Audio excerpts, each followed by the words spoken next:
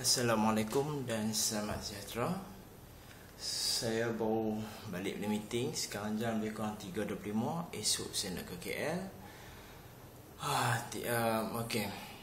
Saya baru review sikit-sikit tadi tentang manifesto yang Najib baru lancarkan tadi. Dan biar saya beritahu, saya tak kisah pun apa yang dia lancarkan, sebab pada saya personally, polisi kerajaan kebanyakan dia saya setuju, even daripada BN. Contoh AES, Government Service Tax, GST dan sebagainya, saya setuju. Cuma masalahnya terletak pada pelaksanaan. Even Linus pun saya 50-50, ada juga half persen yang setuju. Cuma pelaksanaannya. Pelaksanaan contoh, you buat stadium peruntuh dan sebagainya. How come I nak believe you nak buat satu projek lebih besar, contoh macam nuklear?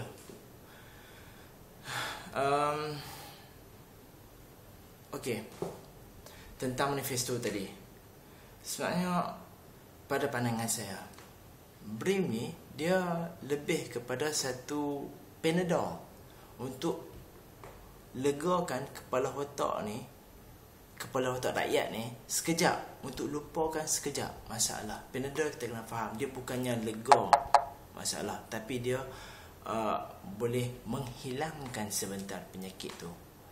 Dan masalah utama yang patut diberi perhatian ialah tentang kenaikan harga barang, kenaikan harga fasiliti, minyak, keperluan dan sebagainya.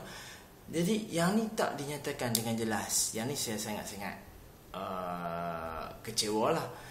Dan untuk itu, insya-Allah dalam masa terdekat saya akan upload satu video tentang perbezaan yang Pakatan Rakyat akan buat dan yang mana Barisan Nasional akan buat, iaitu bagi BRIM dan menaikkan gaji berbanding dengan menurunkan harga barang yang akan yang telah dibentangkan oleh Pakatan Rakyat.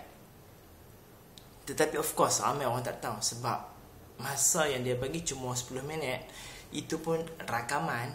Sedangkan Najib baru tadi yang saya difahamkan, saya tak tengok, saya meluat, seriously, dia cakap live 3 jam berapa minit saya tak tahu. Adil tak? So dan ini usaha saya untuk menyampaikan kepada kawan-kawan dan seluruh rakyat Malaysia, sebarkan kalau boleh. Beza apa yang Pakatan akan buat dan apa yang UMNO akan buat, Barisan Nasional akan buat sebenarnya. Saya akan hidangkan insya-Allah dalam masa dekat, mungkin esok insya-Allah kalau saya ada masa, esok saya nak ke KL, saya akan cuba juga. Sebenarnya saya bukan dalam bidang ekonomi. Saya belajar pun dalam bidang komputer, dan kebetulan sekarang saya bekerja dalam bidang ada sangkut paut dengan ekonomi sikit. Tapi it's okay.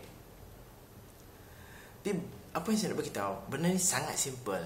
Tak perlukan seorang yang degree, diploma, even master, PhD dalam bidang ekonomi untuk buat benda ni. Memadai orang tu berfikiran waras, tidak terlalu taksub, menggunakan otak dan akal fikiran yang Allah kurniakan untuk berfikir, bukan untuk taksub. Dan saya juga akan upload satu video yang saya rasa tajuk dia agak menarik, iaitu siapa Najib dan apa fungsi dia. Terima kasih. Assalamualaikum.